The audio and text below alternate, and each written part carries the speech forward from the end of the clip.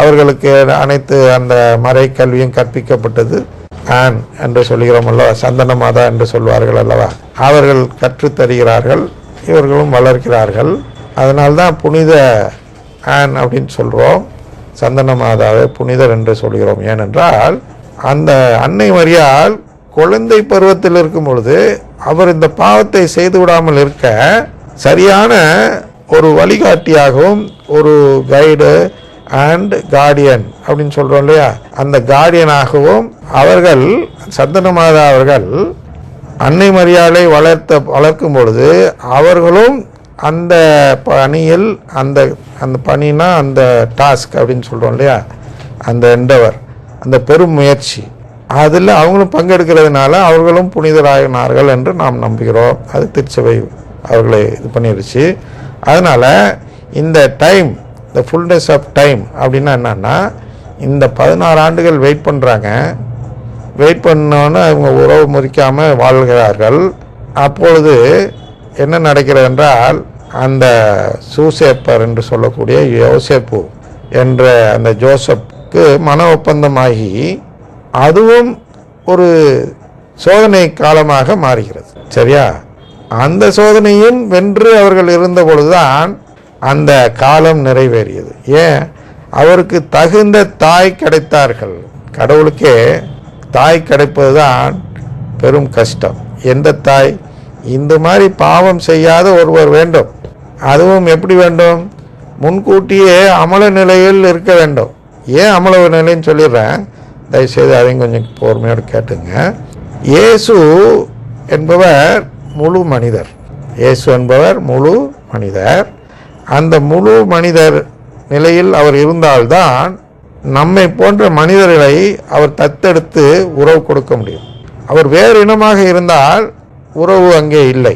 ஒரு வெவ்வேறு இனத்திற்கு இடையே உறவு கிடையாது, ஒரே இனத்திற்கு இடையே தான் உறவு கொடுக்க இயலும் என்பதால் அவர் முழு மனிதனாக இங்கே வாழ்ந்தாக வேண்டும். அப்பொழுது அவருடைய பிறப்பில் ஒரு சிறப்புத்தன்மை இருந்து விட்டால், அவருடைய பிறப்பில் ஏதேனும் ஒரு சிறப்புத்தன்மை இருந்து, ஒரு உதாரணத்துக்கு வழியே கொடுக்காமல் பிறந்தார், அன்னை மரியாளுக்கு வழியே கொடுக்காமல், நீங்கள் படிச்சிருப்பீங்க, போஸ்ட் பார்த்தோம் அனப்பார்த்தோம் அப்படின்லாம் படிச்சிருப்பீங்க. எதுக்கு? எவ வர்ஜன் என்ற வார்த்தைக்கு ஷீ இஸ் எவ வர்ஜன் ஏன்னா அனப்பார்த்தம் அண்ட் போஸ்ட் பார்த்தோம், நாட் டூரிங் பார்த்தோம் அப்படின்னா பிரசவிக்கும் போது அல்ல அப்படின்னு ஒரு இது இருக்குது. என்றும் கன்னிங்கிற வார்த்தைக்கு ஒரு விளக்கம் இருக்கிறது. அந்த பிரசவிக்கும் போது ஏன் அவர்கள் கன்னியாக இல்லை என்றால், இயேசு உண்மையான மனிதர். அவர் ஒரு அவதாரம் அல்ல, கடவுளாக இருந்து கொண்டு மனிதர் போன்ற தோற்றத்தில் வந்தவர் அல்ல, உண்மையிலே மனிதராக பிறந்தவர். அப்போ இந்த மனிதராக பிறக்க வேண்டும் என்றால் இவருக்கு அந்த அமல நிலை கொடுக்க முடியாது. எம்டிடும் செல்ஃப்னு படிக்கிறோம், தன்னை வெறுமையாக்கி வந்தான்னு சொல்கிறோம்னா, அவர் மனிதனாக பிறந்து அந்த உறவை சம்பாதிக்க வேண்டும், மற்றவர்களை போல கேட்டு பெற வேண்டும். அந்த நிலையில்தான் அவரை வெறுமையாக்கி இங்கே அனுப்புகிறார் கடவுள். அப்போ அந்த அனுப்பும் பொழுது இவருக்கு இது போன்ற சலுகைகள் எதுவும் இருக்கக்கூடாது என்பது நீதி. அதனால் என்ன செய்கிறார் என்றால், அவருடைய தாய்க்கு அந்த சலுகை கொடுப்பதில் பிரச்சனை இல்லை. ஏன்னா அவங்க தாய் மீட்பர் அல்ல, மீட்பரின் தாய் மீட்பர் அல்ல, இணை ரட்சகைன்னு சொல்கிறோம். அதை சொல்லலாம், தவறில்லை. எப்படி சொல்லலாம்னா, நாமும் கடவுளாக மாற இருக்கிறோமல்ல, சிசிசி 460 படி, அந்த அடிப்படையில் அவர்களும் கடவுளாக இருந்தார்கள் அப்படி இப்படிலாம் போட்டு வேணா சொல்லலாம் இல்லைய. நேரடியாக அன்னை மரியாள் மீட்பர் அல்ல, அதனால் அவருக்கு விதிவிலக்கு கொடுக்கலாம் என்பதால், அதுவும் அந்த விதிவிலக்கு அந்த ரிஸ்க் எடுத்து தான் கொடுக்கிறார்கள். அவர் ஒருவேளை அமலோற்பையை படைத்து அதன் பின் மாதா பாவம் செஞ்சிருந்தா மீட்பு திட்டமே பாழாயிருக்கும். அதாவது மீட்பு திட்டமே அவ்வளோதான், கைவிட்டுருக்கணும் கடவுள். ஏன்னா இருக்கிறதுலே சிறந்த படைப்பு என்று ஒரு படைப்பை படைக்கிறார் கடவுள் தன்னுடைய தாய் என்று. அந்த படைப்பை பாவம் செய்து விட்டால் அதற்கு மேலே அவருக்கு அதை விட சிறப்பாக படைக்கிறதுக்கு, அதனால் அதுக்கப்புறம் ஒரு திட்டமே ஃபெயிலியர் திட்டம், மனிதனை மீட்க முடியாது, அதை மனிதன் வேண்டாம் என்று சொல்லிவிட்டான் என்று பொருளாக மாறிவிடும். அதனால் இந்த ஃபுல்னஸ் ஆஃப் டைம் அப்படிங்கிறதுல இவ்வளோ மேட்டர் இருக்குது. அந்த ஜெயிச்சாங்க மாதா, கடவுளுக்காக ஜெயிச்சாங்க, சாத்தானை ஜெயிச்சாங்க. எப்படி ஜெயிச்சாங்க? அவன் எவ்வளவோ கஷ்டப்பட்டாலும் கஷ்டப்படுத்தினாலும் நான் உறவு கேட்குறதும் பின்வாங்க மாட்டேன் அது அந்த இடத்துல பார்க்குறோம்ல, அந்த ஃபியாத் பார்க்குறோம். என்ன பார்க்குறோம்?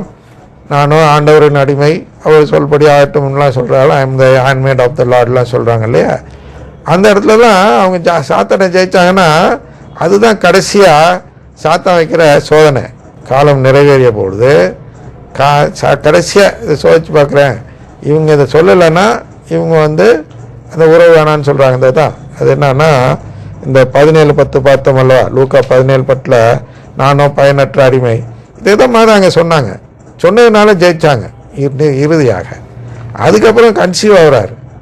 அதுக்கப்புறம் 10 மாதம் வயிற்றுக்குள்ளே இருக்கிறார். 9 மாதம்னு வச்சிங்கன்னா அந்த 9 மாதமும் இவங்க இது இந்த பாவக்கரை இல்லாமல் வாழ்ந்தால்தான் இயேசு பிறக்கும்போது பாவக்கரை இல்லாமல் பிறக்க முடியும். முழு மனிதனாகவும் பிறக்கணும், அந்த உறவோடும் பிறக்க வேண்டும். அப்போ மாதாட்டேருந்து உறவு எடுக்கிறார் இயேசு.